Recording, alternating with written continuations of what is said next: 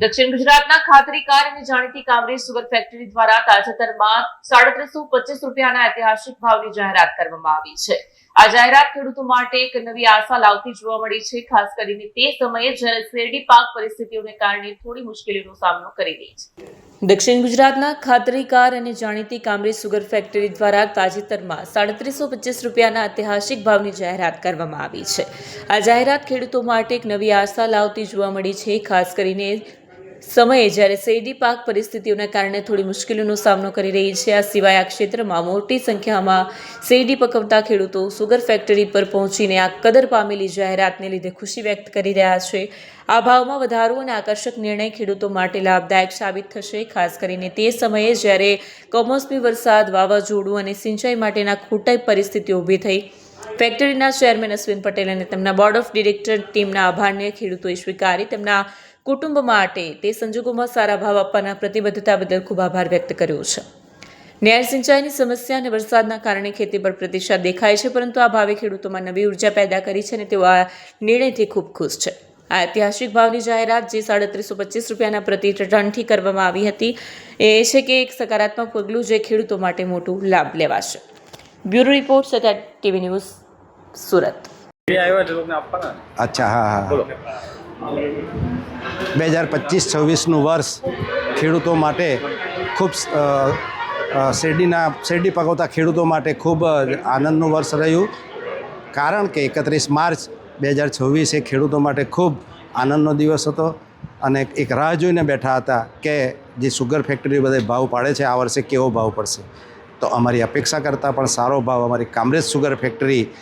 અશ્વિનભાઈ પટેલ સાહેબ અને એમની ટીમે જે પાડ્યો છે, તો ખૂબ સારા ભાવ મળવા માટે અમારા વિસ્તારના તમામ ખેડૂતો ખૂબ ખુશ છે। તો અમારા લીંબાળા ગામમાંથી આશરે 100 જેટલા ખેડૂતો આવ્યા અને એમનું પુષ્પહારથી સન્માન કર્યું અને એમની લાગણીઓ સમજી,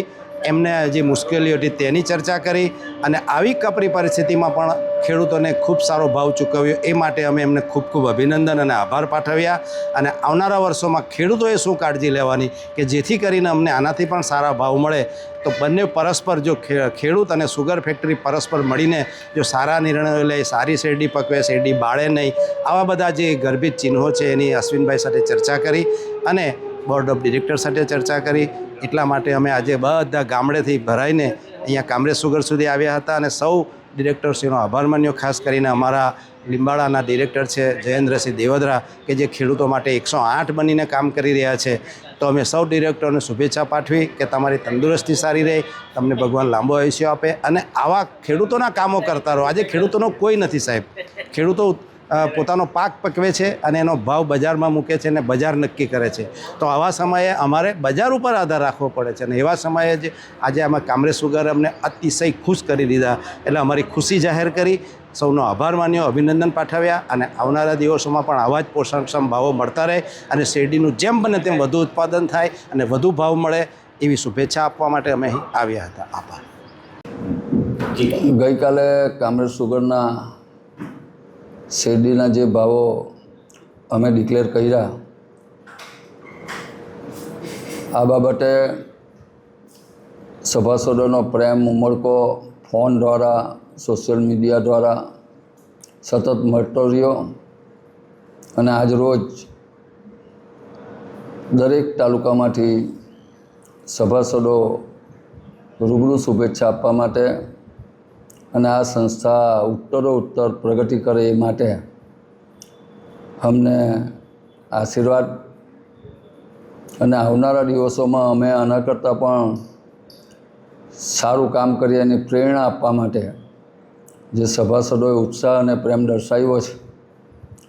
એટલે અમને પણ આનાથી આ સંસ્થાને આગળ લઈ જવા માટે જે પ્રેરણા મળે છે, આનાથી આ સંસ્થા આવનારા દિવસોમાં હજુ પણ પ્રગતિ કરશે એવો હું મારા સભાસદોને સધિયારો આપું છું અને સંકલ્પ પણ કરીએ છીએ અમારી ટીમ કે હજુ આથી પણ વિશેષ મહેનત કરીને આ સંસ્થાને હજુ પણ વધુ પ્રગતિના પંથે લઈ જઈએ, એટલી જ અમે પરમ કૃપાળુ પરમાત્માને પણ પ્રાર્થના કરીએ છીએ અને મારા આગળના વહીવટકર્તાઓએ જે દ્રષ્ટિથી અને જે શુભ હેતુથી આ સંસ્થાનું નિર્માણ કરેલું છે, એમના જે પરિશ્રમ હતો એ પરિશ્રમને પરિપૂર્ણ કરવા માટે અમે પણ એટલા જ તત્પર છીએ અને ભગવાન પણ અમને એમાં અને મારા સભાસદો પણ એમાં સહકાર આપે છે, એટલે આ સંસ્થા આટલી સારી પ્રગતિ કરી શકી છે.